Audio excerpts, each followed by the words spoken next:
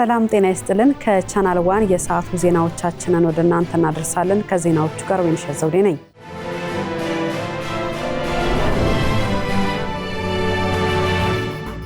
የሰባተኛው ጠቅላላ ምርጫ ይፋዊ ውጤት ሰኔ 14 ቀን ይገለጻል ተባለም። እስካሁን 723 የምርጫ ጣቢያዎች ውጤት ጸድቋል። የኢትዮጵያ ብሔራዊ ምርጫ ቦርድ በሰጠው መግለጫ የሰባተኛው ጠቅላላ ሀገራዊ ምርጫ ውጤት የማረጋገጥ ሂደቱን በመቀጠል የ723 የምርጫ ክልል ውጤቶችን ማጽደቁን አስታውቋል። በዚህም ካቀረባቸው ውጤቶች መካከል የ40 የህዝብ ተወካዮች ምክር ቤት ወይም የፓርላማ ወንበሮች ዝርዝር የፓርቲ ክፍፍል የታወቀ ሲሆን ገዢው ፓርቲ 21ዱን፣ ተቃዋሚዎች 16ቱን እንዲሁም የግል እጩዎች 3ቱን ወንበሮች አሸንፈዋል። የኢትዮጵያ ብሔራዊ ምርጫ ቦርድ የሰባተኛው ጠቅላላ ምርጫ ሙሉ ይፋዊ ውጤትን ሰኔ 14 ቀን 2018 ዓ.ም ይፋ እንደሚደረግ ተገልጿል። አሜሪካ በህወሓት አባላትና የቅርብ ቤተሰቦቻቸው ላይ የቪዛ ማዕቀብ ጣለች። የአሜሪካ የውጭ ጉዳይ ሚኒስትር ማርኮ ሩቢዮ በሰሜን ኢትዮጵያ እንዲሁም በመላ ቀጠናው ያለውን ሰላምና ደህንነት አደጋ ላይ ጥለዋል ባሏቸው የህዝባዊ ወያኔ ሓርነት ትግራይ ህወሓት አባላትና የቅርብ ቤተሰቦቻቸው ላይ የቪዛ ገደብ መጣሉን አስታውቀዋል። ውሳኔው የተላለፈው በስደተኞችና ዜግነት አዋጅ አንቀጽ 212 በተሰጣቸው ስልጣን መሰረት መሆኑን የገለጹት ሚኒስትሩ ማዕቀቡ በትግራይ ክልል ያለውን ቀውስ ለመፍታት የሚደረገውን ጥረት በሚያስተጓጉሉ አመራሮች ላይ ያነጣጠረ መሆኑን ገልጸዋል። የአሜሪካ ውጭ ጉዳይ ሚኒስቴር ባወጣው መግለጫ በህወሓት አመራሮችና በኢትዮጵያ መንግስት መካከል እየተባባሰ የመጣው ውጥረት የሰሜን ኢትዮጵያን ሰላም ዳግም ስጋት ላይ መጣሉን ጠቅሷል። በተለይም በዚህ ዓመት መጀመሪያ ላይ በትግራይ የጸጥታ ኃይሎችና በኢትዮጵያ መከላከያ ሰራዊት መካከል የተከሰተው ቀጥተኛ ግጭት የፕሪቶሪያውን የሰላም ስምምነት ተከትሎ የተገኘውን አንጻራዊ መረጋጋት የሚፈታተን መሆኑን አመልክቷል። አሜሪካ በሰላምና በክብር መኖር የሚፈልገውን የትግራይን ጨምሮ መላውን የኢትዮጵያ ሕዝብ መደገፏን እንደምትቀጥል የገለጸው መግለጫው በክልሉ ሰላምና መረጋጋትን በሚያናጉ አካላት ላይ ተጠያቂነትን ለማስፈን ያሉትን አማራጮች ሁሉ ጥቅም ላይ እንደምታውል አስታውቃለች። የኢትዮጵያ ሀገራዊ ምክክር ኮሚሽን ለሀገር አቀፉ የምክክር ጉባኤ የማይበቁ እንዲሁም በክልል ደረጃ መፍትሄ ሊሰጣቸው የሚችሉ አጀንዳዎችን ለክልል አመራሮች ለማስረከብ መዘጋጀቱን አስታወቀ። ለዝርዝሩ አማሩ ገብሩ።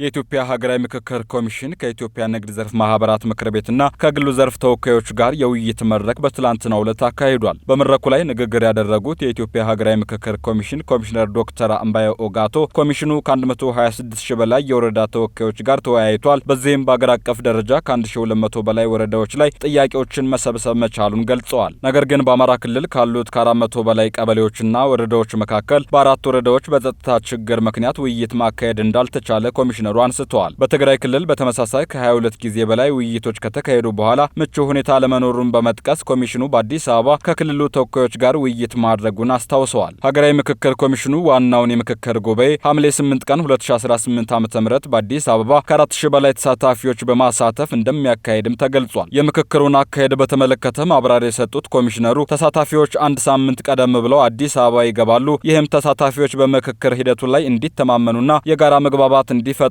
ያስችላቸዋል ብለዋል። ውይይቱ በቡድን የሚካሄድ ሲሆን በመጀመሪያ ደረጃ 50 ሰዎችን የሚይዙ 80 ቡድኖች ይኖራሉ ተብሏል። በእነዚህ 80 ቡድኖች ውስጥም ድሬዳዋ አነስተኛ ተሳታፊ ቁጥር ያላት መሆኗ ተገልጿል። ከነዚህ የመጀመሪያ ደረጃ ውይይቶች በኋላ የተሳታፊዎች ቁጥር ወደ 250 ከፍ በማድረግ በ16 ቡድኖች የሚደረግ ውይይት እንደሚኖርም አብራርተዋል። በዚህ 250 ሲሆኑ መጀመሪያ ላይ ምንም አይነት ውሳኔዎች አይኖሩም። ሰው ስሜቱን የሚገልጠው የአሰራር ሂደት አለ። ለዛ 250 ይሁንና 16 ግሩፖች ይፈጥራሉ። እነዚህ 250ዎቹ ስልታዊ ግሩፕ የምንላቸው ናቸው።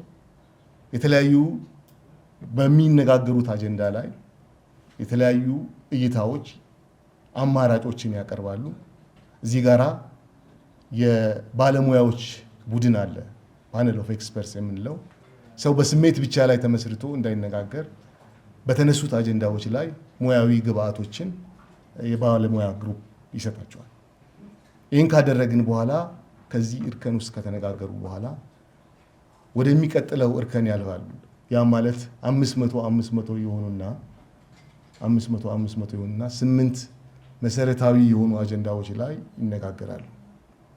እንግዲህ በዚህ በ500 ግሩፕ ላይ ውሳኔዎች የሚወሰኑበት እያንዳንዱ ግሩፕ አንድ አጀንዳ የሚያይበት ግሩፕ ነው የሚሆነው።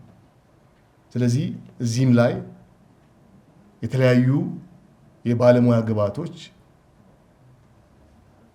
አስታራቂ የሆኑ ሐሳቦች በተለያዩ ባለሙያዎች ይሰጣሉ ማለት ነው። ስለዚህ ሂደቱ ይሄን ይመስላል። የውሳኔ አሰጣጥ ሂደት አለው። ምን ላይ ነው መስማማት የሚደረሰው? ያ ካልሆነ ምንድነው የሚሉት በጣም ዲቴል የሆኑ ስራዎች አሉ።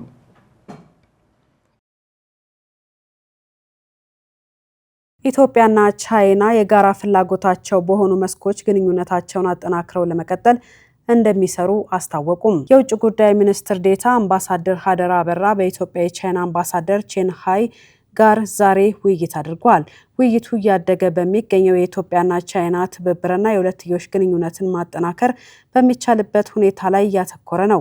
ሁለቱ ወገኖች በአዳዲስ ቴክኖሎጂዎች በተለይም በሰው ሰራሽ አስተውሎት አስተዳደር እንዲሁም በአረንጓዴ ልማትና ከአየር ንብረት ለውጥ ጋር በተያያዙ የቅድሚያ የትኩረት ጉዳዮች ላይ ሀሳቦችን ተለዋውጧል። በተጨማሪም በኢትዮጵያ የሚካሄደውን 32ኛውን የተባበሩት መንግስታት ድርጅት የአየር ንብረት ጉባኤ ኮፕ 32 አስመልክቶ የሚደረጉ የሎጂስቲክስ ዝግጅቶችን መደገፍ በሚቻልበት የትብብር ሁኔታ ላይ መክረዋል። አምባሳደር ሀደራ አበራ ኢትዮጵያ ከቻይና ጋር ያላትን አጋርነት ለማስቀጠል እንደምትሰራ ገልጸዋል። ሁለቱ ወገኖች የጋራ ፍላጎታቸው በሆኑ መስኮች ትብብራቸውን አጠናክረው ለመቀጠል ያላቸውን ቁርጠኝነት ማረጋገጣቸውን የውጭ ጉዳይ ሚኒስቴር መረጃ ያመለክታል። ወንድፎ የተሰኘው የቻይና ካምፓኒ ለጤና ተቋማት የሆርሞን መመርመሪያ መሳሪያዎችን ሰጥቷል። በድጋፍ ርክክቡ ላይ የተገኙት የጤና ሚኒስትር ዴኤታ ዶክተር ደረጀ ዱጉማ እንደገለጹት መንግስት የጤና አገልግሎትን ጥራት ለመጠበቅና ተደራሽ ለማድረግ በትኩረት እየሰራ ይገኛል። ዶክተር ደረጀ አክለውም መንግስት የሕክምና መሳሪያዎችን በሀገር ውስጥ የማምረት አቅምን ለማጠናከር ትኩረት ሰጥቶ በስፋት እየሰራ መሆኑን ገልጿል።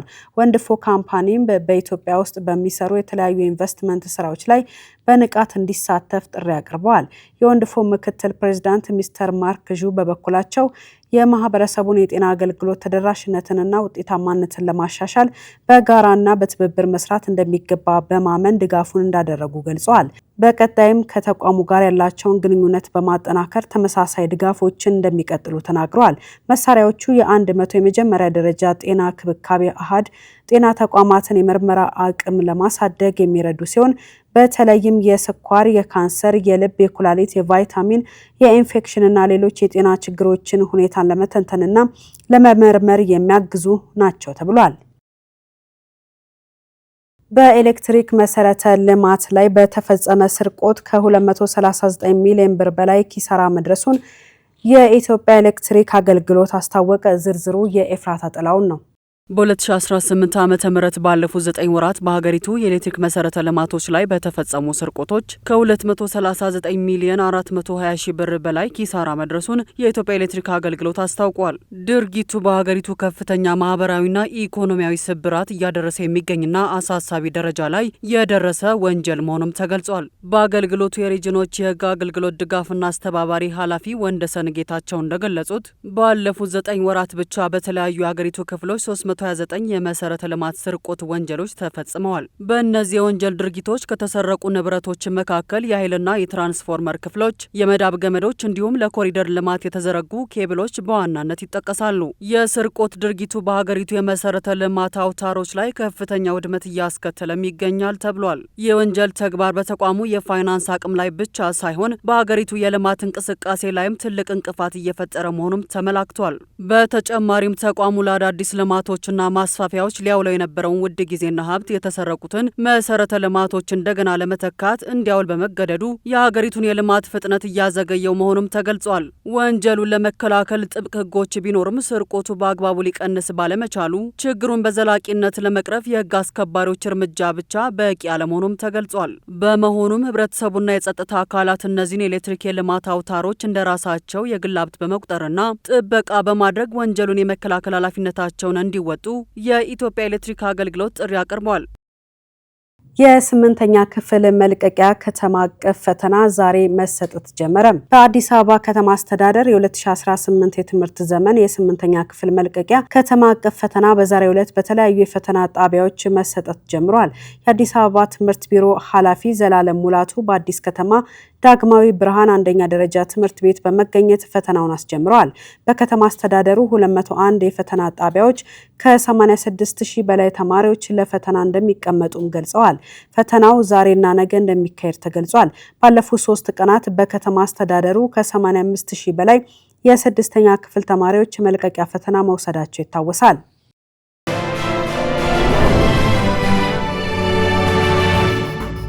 ዜናዎቻችን እንደቀጠሉ ናቸው። አሁን ደግሞ ከውጭ ምንጭ ወዳገኘናቸው መረጃዎቻችን አልፋለን።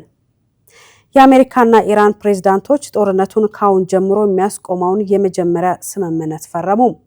ስምምነቱ የሆርሙዝ ወሽመጥን እንደገና መክፈት፣ የ300 ቢሊዮን ዶላር ኢራን መልሶ የመገንባት እቅድ፣ አሜሪካ ኢራን ላይ የጣለችውን ሁሉንም አይነት ማዕቀቦች የሚያስቆም ነው። ነገር ግን የኢራን ጦርነት እንዲቀሰቀስ ዋነኛ ምክንያት የሆነው የኒውክሌር ፕሮግራም ሊራዘም በሚችል 60 ቀናት ውስጥ ድርድር የሚካሄድበት ጉዳይ ሆኗል። ለዝርዝሩ አማሩ ገብሩ። የአሜሪካው ፕሬዝዳንት ፈረንሳይ በተካሄደው የቡድን 7 ጉባኤ ላይ በተሳተፉበት ወቅት ፊርማቸውን ሲያኖሩ ምጣኔ ሀብታዊ ቀውስን የሚያስቀር እቅድ ነው ሲሉ ተናግረዋል። ነገር ግን ከኢራን ጋር የመጨረሻው ስምምነት ላይ መድረስ ካልተቻለ በቦምብ እንደበድባቸዋለን ሲሉ ዝተዋል። የኢራኑ ፕሬዝዳንት ማሱድ ፔዜሽኪያን ረቡዕ ዕለት ስምምነቱ ላይ ፊርማቸውን ማኖራቸውን ቴህራን አረጋግጣለች። የኢራን ቁልፍ ተደራዳሪ የሆኑት የምክር ቤቱ አፈ ጉባኤ መሐመድ ባጋር ጋሊባፍ ለሀገር ውስጥ መገናኛ ብዙኃን አሜሪካ ላይ ያላቸው ጥርጣሬ እንዳለ መሆኑን አስታውቀው ጣቶቻችን አሁንም ቃታ ለመሳብ ዝግጁ ናቸው ብለዋል። ጠላት የጠየቅነውን ቋንቋ ካልተረዳ ወደ ኃይል ቋንቋ ተመልሰን እንገባለን ሲሉም ለፋርስ ኒውስ ተናግረዋል። አሜሪካና እስራኤል በኢራን ላይ ጦርነት የከፈቱት የካቲት 21 ቀን 2018 ዓ.ም ነበር። ሁለቱ ሀገራት ጥቃት በፈጸሙበት የመጀመሪያዋ ቀን የአገሪቱ ጠቅላይ መሪ አያቶላህ አሊ ኻሜኒን ጨምሮ ከፍተኛ ወታደራዊ አመራሮች ተገድለዋል። ነገር ግን ጦርነቱ ከተጀመረ ጊዜ አንስቶ የሆርሙዝ ወሽመጥ ሙሉ በሙሉ በመዘጋቱ የዓለም ኢነርጂ ዋጋ በከፍተኛ ሁኔታ አሻቅቧል። ትራምፕ በፈረንሳይ ለጋዜጠኞች እንደተናገሩት እቅዱ ዓለም አቀፍ ድባቴን ይቀለብሳል፣ የምጣኔ ሀብት ቀውስ ማየት አልፈልግም ያሉት ትራምፕ ጦርነቱ እንዲቀጥል የሚደረግ ከሆነ የሚከተለው ያ ነበር ብለዋል። አሜሪካ ከኢራን ጋር ስምምነት ላይ የደረሰችበትን ባለ 14 ነጥቦች ሰነድ ይፋ አደረገች። ሰነዱ የዩናይትድ ስቴትስ እና የኢራን እስላማዊ ሪፐብሊክ የኢስላማባድ የመግባቢያ ሰነድ በሚል ርዕስ ቀርቧል። ሰነዱ የሆርሙዝ ወሽመጥን እንደገና ለመክፈት፣ በኢራን ላይ የተጣሉ የፋይናንስ ገደቦችን ለማቅለልና በቀጣይ ቴክኒክ ጉዳዮች ድርድሮች ወቅት የኢራንን የኒውክሌር ፕሮግራም በተመለከተ የሚጠበቁ ግዴታዎችን ይዘረዝራል። ስምምነቱ ለምን ለሕዝብ ይፋ አይሆንም በሚል በአንዳንድ ፖለቲከኞች የተነሳውን ተቃውሞ ተከትሎ ይፋ የተደረገ ሲሆን የዩናይትድ ስቴትስና የኢራን እስላማዊ ሪፐብሊክ የኢስላማባድ የመግባቢያ ሰነድ የሚል ርዕስም ተሰጥቶታል ሲል ሲኤንኤን ዘግቧል። ሰነዱን በጽሑፍ ያነበቡት የአሜሪካ ከፍተኛ ኃላፊ እንዳሉት ይህ ስምምነት በመሰረቱ የሆርሙዝን ባህረ ሰላጤ ወዲያውኑ ለመክፈት፣ ኢራን የኒውክሌር ቅሪቶችን እንድታጠፋ ለማስገደድና ኢራን አዎንታዊ ባህሪያትን በጨመረች ቁጥር አሜሪካም የኢኮኖሚና የማዕቀብ ፎይታዎችን በማሳደግ ምላሽ እንድትሰጥ የሚያስችል ነው ሲሉ ገልጸውታል። የመግባቢያ ሰነዱ በነገው ዕለት በይፋ ይፈረማል ተብሎ ሲጠበቅ የመጨረሻ ስምምነት ዝርዝሮችን ለመደርደር ደግሞ የ60 ቀናት የማሰቢያ ጊዜ ተያይዞ ይጀምራል። የመጨረሻው ስምምነት በተባበሩት መንግስታት ድርጅት የጸጥታው ምክር ቤት አማካኝነት ይጸድቃልም ተብሎ ይጠበቃል። የኢኳቶሪያል ጊኒ ባለስልጣናት በአፍሪካ ያልተለመደና የማይጠበቅ የተባለለትን ጥያቄ አቅርበዋል። ጠቅላይ ሚኒስትሩና መላው ካቢኔ የስልጣን መልቀቂያ ደብዳቤያቸውን በይፋ አስገብተዋል። ዝርዝሩ የሄሮዳይት ንጉሴ ነው። የሀገሪቱ ምክትል ፕሬዝዳንት ቴዎድሮ ንጉማ ኦቢያንግ እንዳስታወቁት መንግስት በህዝብ ከተሰጠው ኃላፊነትና የአፈጻጸም ግቦች ውስጥ ያሳካው 10 በመቶ ያህሉን ብቻ ሆኖ ተገኝቷል። ይህም አፈጻጸም ፕሬዝዳንቱን ቴዎድሮ ኦቢያንግን በእጅጉ አስቆጥቶ ያልተጠበቀ የተባለለት ውሳኔ እንዲወስኑ አስገድዷል ሲል አፍሪካን ኒውስ ዘግቧል። በባለስልጣኖቻቸው ደካማ አፈጻጸምና በሙስና መስፋፋት የሀገሪቱን ኢኮኖሚ ከነዳጅ ጥገኝነት ማውጣት አለመቻሉ ያስቆጫቸው ፕሬዝዳንቱ ከበድ ያለ ትችት እንዲሰነዝሩም አስገድዷል። ይህን ተከትሎም ጠቅላይ ሚኒስትሩና መላው ካቢኔ የስልጣን መልቀቂያ ደብዳቤያቸውን በይፋ አስገብተዋል። ውሳኔው በአፍሪካ ፖለቲካ ውስጥ እጅግ አነጋጋሪ ክስተት እንደተባለለትም አሶሺየትድ ፕሬስ ጽፏል። ምክትል ፕሬዝዳንቱ እንዳሉት ይህ እርምጃ የመንግስት ባለስልጣናት ለህዝብና ለሀገር ለሚያሳዩት ውጤት ተጠያቂ መሆን አለባቸው የሚለውን መርህ የሚያሳይ ነው። ፕሬዝዳንቱ አዲስ መንግስት በቅርቡ እንደሚሾሙ ቢነገርም ነገር ግን ተንታኞች ይህ እርምጃ በሀገሪቱ የፖለቲካ ኃይል ሚዛን ላይ ትልቅ ለውጥ እንደሚያመጣ እየገለጹ ነው። ምክንያቱም ፕሬዝዳንቱ ከፈረንጆቹ 1979 ጀምሮ በስልጣን ሲቆዩ የመንግስት ቁጥጥር እምብዛም ነው በሚል ነው። ፕሬዝዳንቱ ላለፉት 47 ዓመታት ስልጣናቸውን የሙጥኝ ብለው ይዘዋል። ፕሬዝዳንት ዶናልድ ትራምፕ ከኢራን ጋር ከ3 ወራት በላይ የተካሄደው ጦርነት እየጀመረው ከዓመታት በፊት አሜሪካ የኢራንን ከፍተኛ ጄኔራል ኢራቅ ውስጥ ከገደለች በኋላ መሆኑን ለጋዜጠኞች ተናግረዋል። ጸጋኔ ተሰማ። ትራምፕ በመጀመሪያው ዙር የስልጣን ዘመናቸው የቀደሙት ፕሬዝዳንት ከኢራን ጋር የደረሱትን የኒውክሌር ጦር መሳሪያ ስምምነት ውድቅ ካደረጉ በኋላ ከኢራን ጋር ፍጥጫው መጀመሩን በመጥቀስ ፍልሚያው የቆየ መሆኑን አመልክተዋል። ከዚያም በኋላ በአውሮፓውያኑ 2020 በፕሬዝዳንት ትራምፕ ትዕዛዝ ባግዳድ ውስጥ የኢራን አብዮታዊ ዘብ አንድ አካል የሆነው በውጭ ሀገራት ወታደራዊ እንቅስቃሴና በሚስጥራዊ ዘመቻ የሚታወቀው የቁድስ ኃይል አዛዥ የነበሩት ጄኔራል ቃሲም ሱሌይማን መገደላቸው ይታወሳል። አሁን ከወራት ጦርነት በኋላ ከስምምነት የተደረሰበት ጦርነት የጀመረው የካቲት 21 ቀን 2018 ዓ.ም የነበረ ቢሆንም ትራምፕ ግን ከኢራን ጋር ጦርነት የጀመሩት ከ6 ዓመት በፊት ጀምሮ መሆኑን ፈረንሳይ ውስጥ በቡድን 7 ስብሰባ ወቅት ለጋዜጠኞች ተናግረዋል። ትራምፕ ጨምረውም ከኢራን ጋር በተደረገው ጦርነት ሌሎች የአሜሪካ ፕሬዝዳንቶች ያላሳኩትን ኢራን የኒውክሌር ጦር መሳሪያ እንዳይኖራት በማድረግ የነበረውን ስጋት ማስወገዳቸውም ተናግረዋል። ከእሳቸው የቀደሙት መሪ ከኢራን ጋር መጥፎ የሚባል የኒውክሌር ቁጥጥር ስምምነት በመፈራረም ተይዞባት የነበረ ገንዘቧን እንድታገኝና ማዕቀቦች እንዲነሱላት አድርገዋል በማለት ሲወቅሱ ቢቆዩም ይኸው ጉዳይ አሁን በተደረሰው ስምምነት ውስጥ ሳይካተት እንዳልቀረ በስፋት እየተነገረ ነው። ትራምፕ ባለፈው ዓመት ሰኔ ወርና ባለፉት 3 ወራት በተካሄዱት ጦርነቶች ወቅት በተፈጸሙ ከፍተኛ ድብደባዎች የኢራን የኒውክሌር ተቋማት መውደማቸውን በተደጋጋሚ ይናገራሉ። ነገር ግን ስምምነቱ ላይ ኢራን የዳበሩ የኒውክሌር ግንባታ ግብዓቶችን አሳልፋ እንድትሰጥ ወይም እንድታስወግድ ከስምምነት ተዳርሷል እየተባለ ነው። ፕሬዝዳንት ዶናልድ ትራምፕ በመግባቢያ ሰነዱ አተገባበር ደስተኛ ካልሆኑ ቴህራን ላይ ጥቃት መፈጸም እንደሚቀጥሉ ዝተዋል። አሜሪካ በኢራን ላይ ኢንቨስት እንደማታደርግ ቴህራን መቼም ቢሆን የኒውክሌር ጦር መሳሪያ እንዲኖራት እንደማስፈቅድም በድጋሚ ተናግረዋል። ትራምፕ ከኳታር አሚር ጋር ባደረጉት ንግግር የእስራኤሉ ጠቅላይ ሚኒስትር ቤንያሚን ኔታንያሁን መተቸታቸው ተዘግቧል። የሊባኖስን ጉዳይ በተመለከተ የተሻለ ጥንቃቄ መደረግ አለበት ብለዋል። እስራኤል ከሂዝቦላህ ጋር የምታደርገውን ውጊያ በተመለከተም ለረጅም ጊዜ በርካታ ሰዎች እየተገደሉ ነው ሲሉ ተናግረዋል። ትራምፕ እስራኤል በሊባኖስ ላይ የምታካሄደውን ወታደራዊ ዘመቻ ቢተቹም አዲስ ጥቃት በደቡባዊ ሊባኖስ መፈጸሙ ተገልጿል።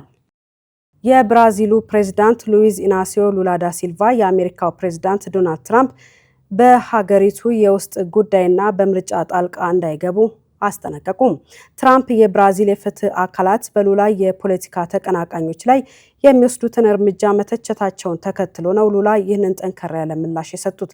ዝርዝሩ የጸጋኔ ተሰማ ነው።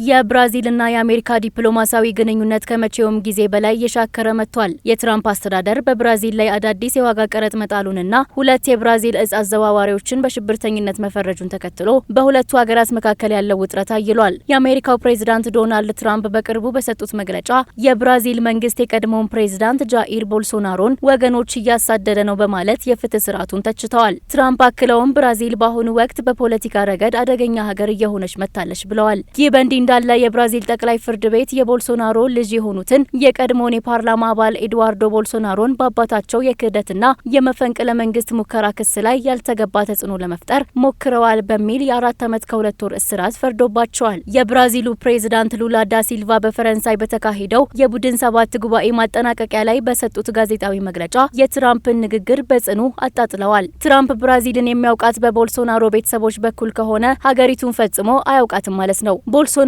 ልጁን ወይንም የልጅ ልጁን መውደድ መብቱ ነው። ነገር ግን በብራዚል ምርጫ ውስጥ እጁን እንዳያስገባ ማስጠንቀቅ እወዳለሁ። ምክንያቱም የብራዚል ምርጫ የብራዚላውያን ብቻ የውስጥ ጉዳይ ነው ብለዋል። የሁለቱ ሀገራት መሻከር በዚህ ብቻ አላበቃም። የትራምፕ አስተዳደር በብራዚል ምርቶች ላይ የ25 በመቶ ተጨማሪ ቀረጥ ለመጣል ማቀዱን ያስታወቀ ሲሆን ሉላ ይህንን ውሳኔ ንቀት የተሞላበትና ትራምፕ አሁንም እንደ ንጉሰ ነገስት ጸባይ እያሳዩ መሆኑን የሚያሳይ ነው ሲሉ ኮንኗቸዋል። በተጨማሪም አሜሪካ የሁለቱን የብራዚል የእጽ ቡድኖች በዓለም አቀፍ አሸባሪነት መፍረጃን ሉላ የተቃወሙ ሲሆን ቡድኖቹ በህዝቡ ላይ ሽብር ቢፈጥሩም ዓላማቸው ፖለቲካዊ ሳይሆን የገንዘብ ትርፍ በመሆኑ የሽብርተኝነት ፍቺ እንደማይገጥማቸው ተከራክረዋል። በተጨማሪም በጥቅምት ወር በሚካሄደው የብራዚል ፕሬዝዳንታዊ ምርጫ ላይ የቦልሶናሮ ታላቅ ልጅ ሴናተር ፍላቪዮ ቦልሶናሮ ከፕሬዝዳንት ሉላ ጋር ለስልጣን እንደሚፎካከሩ ይጠበቃል።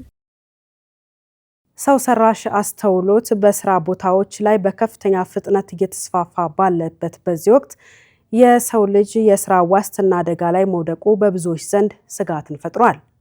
ይሁን እንጂ ቴክኖሎጂው ምንም ያህል ቢራቀቅም ፈጽሞ ሊተካቸው ማይችላቸው ቁልፍ የሰው ልጅ ክህሎቶች አሁንም በከፍተኛ ዋጋ ይፈለጋሉ ተብሏል። ሄሮዳይን ንጉሴ ተከታዩን ዘገባ አጠናቅራለች። እነዚህ የሰው ልጅ ስሜታዊና ማህበራዊ እውቀቶች ሰራተኞች በስራ ገበያ ውስጥ ተፈላጊ ሆነው እንዲቀጥሉ ያደርጓቸዋል ተብሏል። የሰው ሰራሽ አስተውሎት ቴክኖሎጂ በበርካታ የሙያ መስኮች ስራዎችንና መረጃዎችን የማደራጀት ሂደትን እያቀለለ ይገኛል። ይህ መሆኑ ግን የሰው ልጅን ከስራ ገበያው ሙሉ በሙሉ ያስወጣል ማለት እንዳልሆነ የዘርፉ ባለሙያዎች ይናገራሉ። አሶሺየትድ ፕሬስ ባለሙያዎችን ዋቢ በማድረግ እንደዘገበው ማሽኖች ፈጽሞ ሊያደርጓቸው የማይችሏቸውና ሰራተኞችን ተመራጭ የሚያደርጉ የሰው ልጅ ክህሎቶች አሉ። የመጀመሪያው ክህሎት የሌላውን ሰው ስሜት መረዳት መቻል ነው። የሰዎችን የሰውነት እንቅስቃሴ ማስተዋልና በግልጽ ያልተነገሩ ስሜቶችን ተገንዝቦ ምላሽ መስጠት የሰው ልጅ ልዩ ተሰጥኦ ነው። ባለሙያዎቹ ለዚህ ማሳያ የሚሆን የሕክምና ተቋማትን በምሳሌነት ያነሳሉ። የሃርቫርድ ቢዝነስ ስኩል ፕሮፌሰር ማርኮ ኤያንሲቲ እንደተናገሩት ኤአይ በሆስፒታሎች ውስጥ ያሉ ሰነዶችን የማደራጀት አሰልቺ ስራዎችን በማቃለል ነርሶች ለታካሚዎቻቸው ሰብአዊ እንክብካቤ እንዲሰጡ ጊዜ ቢፈጥርላቸውም ታካሚዎች በሆስፒታል ቆይታቸው ወቅት የነርሶች እንክብካቤና ከታካሚ ጋር የሚፈጥሩት ስሜታዊ ትስስር በሮቦት ፈጽሞ ሊተካ የማይችል ነው ብለዋል። ሁለተኛው ነጥብ መልካም ግንኙነቶችን መገንባትና ማቆየት ነው። ከስራ ባልደረቦች ከደንበኞችና ከባለድርሻ አካላት ጋር ጠንካራ የጋራ እምነት መፍጠር አሁንም ትልቅ ዋጋ አለው። ለዓመታት የተገነባን የደንበኞች እምነት ወደ ሰው ሰራሽ አስተውሎት ማዘዋወር እንደማይቻል ባለሙያዎች በማስረዳት ላይ ይገኛሉ። እንዲሁም በስራ ቦታዎች ላይ አለመግባባቶች ሲፈጠሩ የሰዎችን ስሜት አረጋግቶ ግጭቶችን መፍታትና ቡድንን መምራት የማሽኖች ስራ አይደለም። የጋርትነር አማካሪ ተቋም የሰው ኃይል ዳይሬክተር ኮሊን አድለር እንደሚሉት የስራ አካባቢዎች በፈጣን ሁኔታ በሚለዋወጡበት በዚህ ወቅት ሰራተኞች የሚሰማቸውን የውጥረት ስሜት ተረድተው ቡድናቸውን ማረጋጋት የሚችሉት ጠንካራ የሰው መሪዎች ብቻ ናቸው። የሰው ሰራሽ አስተውሎት ሲስተሞች አሁንም ቢሆን የሰው ልጅ የመገናኛ ድምጽና ስሜት ሙሉ በሙሉ መምሰል አልቻሉም። ስለሆነም የስራ ቦታዎች የሰው ሰራሽ አስተውሎትን ይዘው በሚቀጥሉበት በዚህ ዘመን በእነዚህ ሰብአዊ ክህሎቶች ላይ ኢንቨስት የሚያደርጉ ሰራተኞች በስራ ገበያ ውስጥ ተፈላጊነታቸው የማይቀንስና የማይተኩ ሆነው እንደሚቀጥሉ የአሶሺየትድ ፕሬስ ዘገባ ያመለክታል። ንቦች የራሳቸው የሆነ የግል የበረራ መስመር ወይም ራዳር እንዳላቸው ስንቶቻችን እናውቃለን? ንቦች ከአበባ አበባ ሲበሩ በዘፈቀድና ያለ አቅጣጫ የሚንከራተቱ ይመስለናል። ነገር ግን እውነታው ከዚህ በተቃራኒ ነው ትለናለች ኤፍራታ ጥላውን በዘገባዋ። ንቦች በጭጋግ በኃይለኛ ነፋስና በረጅም ርቀት ውስጥ እንኳን ሳይሳሳቱ መዳረሻቸውን የሚያውቁበት አስደናቂ የተፈጥሮ ራዳር እንዳላቸው የጀርመን ፍራይበርግ ዩኒቨርሲቲ ተመራማሪዎች ባደረጉት አዲስ ጥናት ንቦች እጅግ በሚያስደንቅ ትክክለኛነት የሚከተሉት የራሳቸው የሆነ የግል የበረራ የራዳር መስመር እንዳላቸው አረጋግጠዋል። ይህ ግኝት ንቦች በአካባቢያቸው ያለውን መልክዓ ምድር እንዴት በጥራት መርጠው እንደሚጓዙ አዲስ ሳይንሳዊ እይታን የሰጠ ሆኗል። በፕሮፌሰር ዶክተር አንድሪው ስትሮ የተመራው የሳይንስ ቡድን ድሮኖችን በመጠቀም ንቦች ከቀፏቸው ተነስተው 120 ሜትር ርቆ ወደሚገኝ የምግብ ምንጭ በሚበሩበት ወቅት በዱር ተፈጥሮ ውስጥ የቅርብ ክትትል አድርጓል። በጥናቱም እያንዳንዱ ንብ የራሱን ቋሚ መስመር ጠብቆ የሚበር ሲሆን አንዳንዶቹ ቀደም ሲል ከሚበሩበት መስመር በጥቂት ሴንቲሜትሮች ብቻ በመራቅ በተመሳሳይ መንገድ ላይ በጥንቃቄ እንደሚመላለሱ ተስተውሏል። ንቦቹ የበረራ መስመራቸውን ሳይስቱ በትክክለኛነት ለመብረር እንደ ዛፎች ያሉ ቋሚ የመሬት ምልክቶችን እንደ ዋና መመሪያ እንደሚጠቀሙ ተመራማሪዎች ገልጸዋል። ይሁን እንጂ እንደ በቆሎ ማሳ ያሉ ወጥ ተመሳሳይ መልክ ያላቸውና ሰፊ ቦታዎች ሲያጋጥሟቸው በበረራ መስመራቸው ላይ መጠነኛ የመዋዠቅ ሁኔታ እንደሚያሳዩ በጥናቱ ተመላክቷል። ይህ በሳይንስ ዴይሊና በራሱ በፍራይበርግ ዩኒቨርሲቲ ይፋ የተደረገው አዲስ ጥናት የንቦችን አስደናቂ የማስተዋልና የመሬት አቀማመጥን የመመዝገብ ብቃት በግልጽ ያሳየ ነው። ጥናቱ ወደፊት ለተሽከርካሪዎችና ለድሮን ቴክኖሎጂ ራስ ገዝ የጉዞ መስመር ቀረጻ አዳዲስ መነሻዎችን ሊሰጥ እንደሚችልም ተጠቁሟል።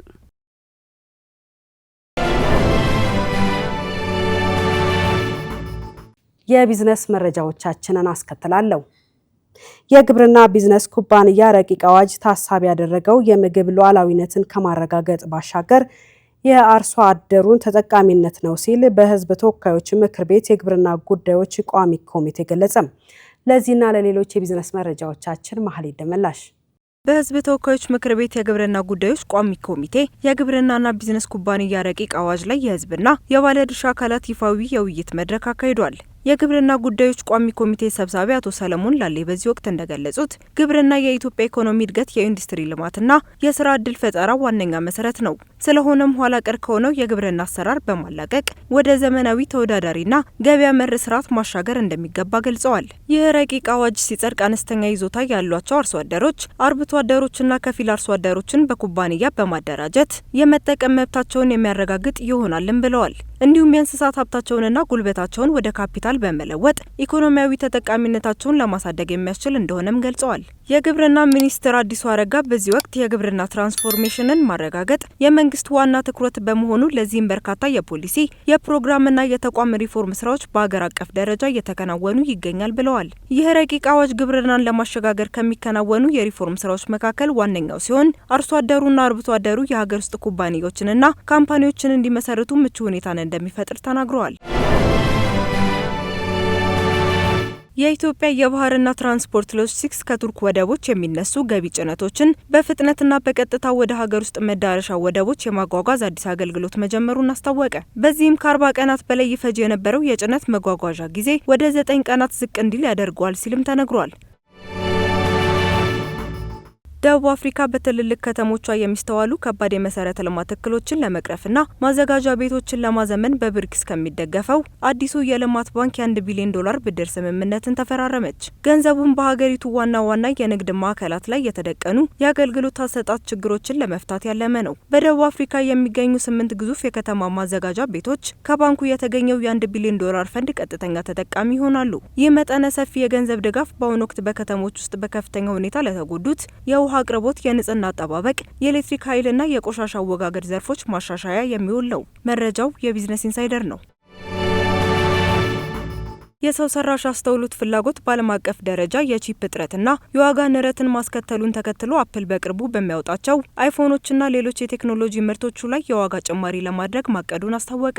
የአይፎንና የማክ ኮምፒውተሮች አምራች የሆነው አፕል ኩባንያ የቺፕ ማምረቻ ግብዓቶች ዋጋ መናር ምርቶችን ውድ ለማድረግ አስገድዶታል። የሰው ሰራሽ አስተውሎት ኩባንያዎችና የመረጃ ማዕከላት የቺፕ አቅርቦቶችን በከፍተኛ ሁኔታ እየተጠቀሙባቸው ይገኛሉ። ይህም ሳምሰንግና ኤስኬ ሃይኒክስን የመሰሉ ግዙፍ የቺፕ አምራቾች ትኩረታቸውን ወደ ሰው ሰራሽ አስተውሎት አገልጋዮች እንዲያደርጉና ለተጠቃሚዎች የሚሆኑ ምርቶችን እንዲቀንሱ አድርጓቸዋል። በተጨማሪም በኢራን አካባቢ ያለው ቀውስ ለቺፕ ማምረቻ የሚውለውን የሂሊየም ጋዝ አቅርቦት በማስተጓጎሉ የዋጋ ንረቱን አባብሶታል። እንደ አውሮፓውያኑ አቆጣጠር በ2026 መስከረም ወር ላይ ይፋ ይደረጋል ተብሎ የሚጠበቀው አዲሱ አይፎን 18 ፕሮ እስከ $270 የሚደርስ የዋጋ ጭማሪ ሊታይበት እንደሚችል የገበያ ጥናቶች ያመላክታሉ።